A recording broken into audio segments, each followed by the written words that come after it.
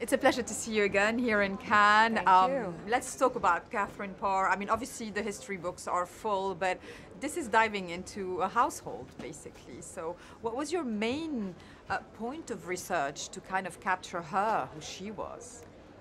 Oh, the first thing I remember I was sent this script and I knew Catherine Parr, the name, and her being the sixth wife, but I realized that out of maybe all the wives I knew the least about her, and I kind of, talking to my friends, especially in the UK, most of them seem to have the same experience, and maybe it seems like because she survived, people kind of didn't, choose to bring up her story as much as the other ones, which, is quite very tragic. And then, of course, I was so excited to see who is this woman who managed her way through this relationship and not only survived, but also was very progressive in her thoughts and worked to make political change in the country. And she was one of the first women who ever published under her own name in Britain's history.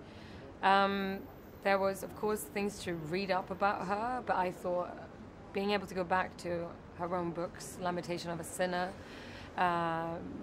and Psalms and Prayers, to be able to actually go back to someone several hundred years back and read their actual words is quite extraordinary. And you also realize whilst doing it that if you've gone back and read old texts, I almost never have read a female voice that old. And that really gave me a very specific, they kind of gave me a deep dive, giving a sense of who she actually is, because of course we can never really know what happened.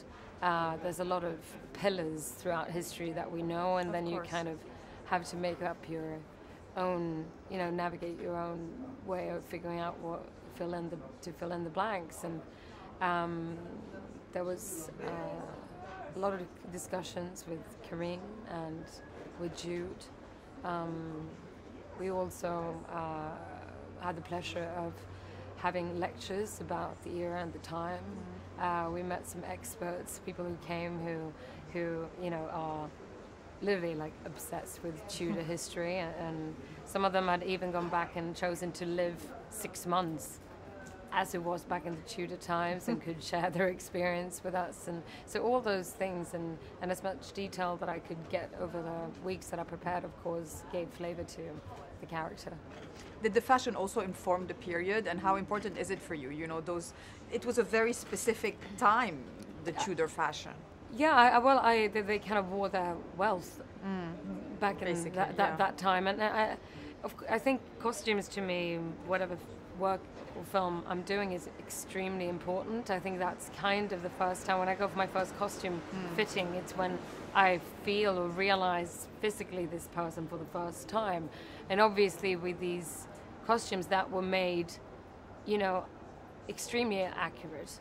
They were down to the very detail of strings, all the 7 layers of dresses that I put on. It all, give you like a true feeling of what it was actually like in your daily life. And then it was also lovely to have Karim, who was like constantly reminded both Jude and I and the rest of the actors to, not like disobey the costumes. No, but if you live in these costumes all the time, I think it's easy for someone from our era to step into them and feel like you need to honor them or walk around in a certain way. But if you, especially women, you're kind of locked in these 2 rooms for years with only like 10 of your maidens, like how would you actually wear them?